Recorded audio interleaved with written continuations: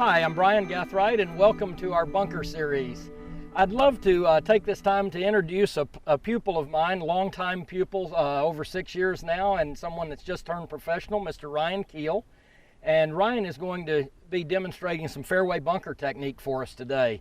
Ryan is a wonderful player, great background in college, and has recently turned pro and executes these shots very well for us. And one of the things we want to talk about, I constantly see players when they encounter a fairway bunker, there's a lot of fear and terror in their eyes.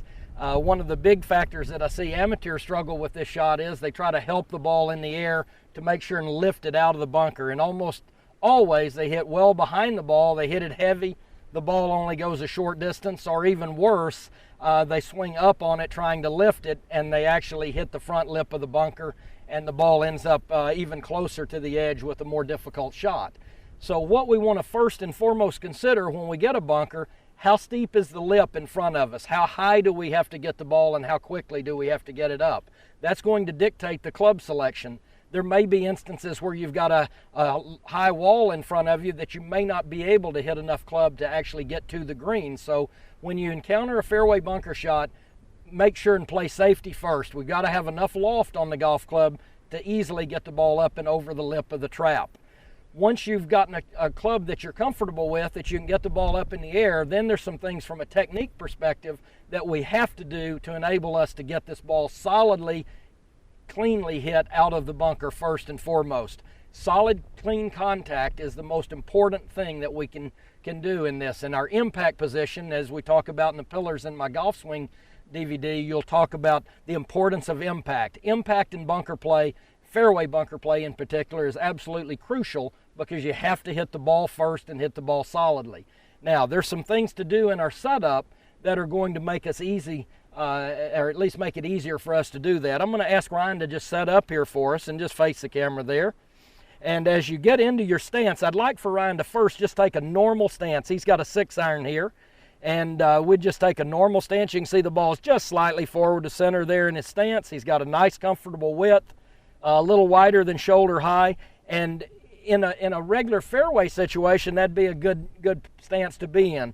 What we are going to do in the fairway bunker, I'm going to ask Ryan to move slightly to his left or toward the target, just barely, just a ball and a half in width. That's going to move the ball slightly back in the stance. Now, the one thing that's going to do, it's going to tend to de-loft the club just a little bit, so the ball's going to come off just slightly lower than it might normally on a regular 6-iron.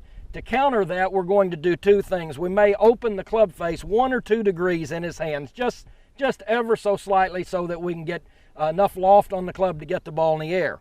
Secondly, I'm going to ask Ryan to put a little more weight over on his left leg, maybe 60-40. Now, when you tell amateurs to put more weight on their left side, I almost always see them put all the weight on the left side.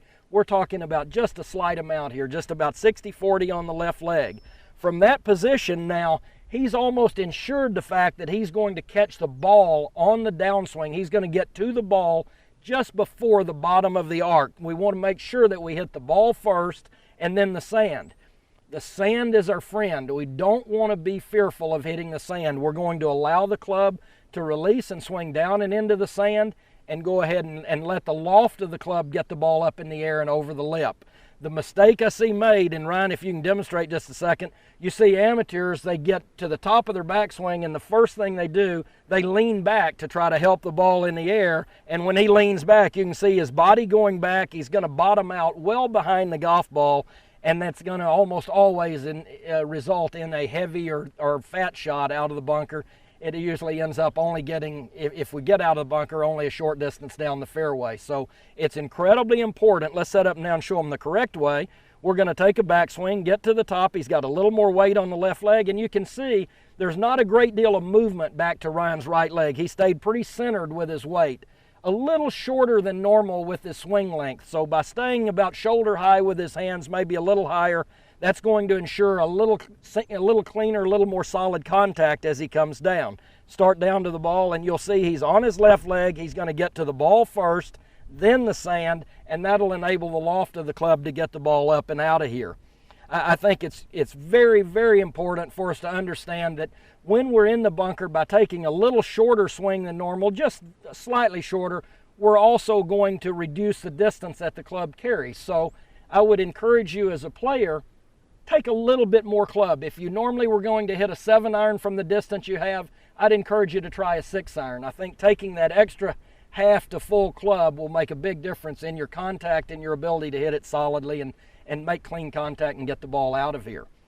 Ryan, tell me, when you're hitting this shot, if you normally, am I pretty close to correct on that? You normally take an extra club or so? Absolutely. I mean, you're always wanting to create such solid contact out of a fairway bunker that you know you're going to need to shorten up your golf swing and have a little bit fewer moving parts. So clubbing up at least one club is always a great thing to do, you know, just to promote that cleaner contact because that's ultimately what you're looking for out of a fairway bunker. Now the clean contact is the key. If you hit it solidly, we're going to get the distance that we're looking for. And again, anytime we've got a bunker shot, usually we're hitting into a green from a fairway bunker, and we've got to carry it over a greenside bunker or over a water hazard or just over the rough or to the edge of the green where we are able to hit that green. Very important to make solid, clean contact. So let's recap just a second, and then we'll let them hit a couple there. So we'd set up normal, and then you can see by your footprints here, Ryan can just move to his left just slightly. That adjusts the ball back in his stance for him. He sets about 60% of the weight into the left leg, and then from there, he's going to keep his lower body pretty quiet and just make a nice shoulder high swing on the backswing with his hands, and then he'll turn all the way through and finish this just like a regular golf shot. I don't want him to be fearful of hitting the sand. One of the words or phrases I like to use here is, the sand's my friend. I really want you to be comfortable that if we hit the golf ball first and then the sand, you've got plenty of loft on that club to get the ball out of here. Feel like hitting a couple for him? Absolutely. All right, let me step out of your way here and we'll hit one.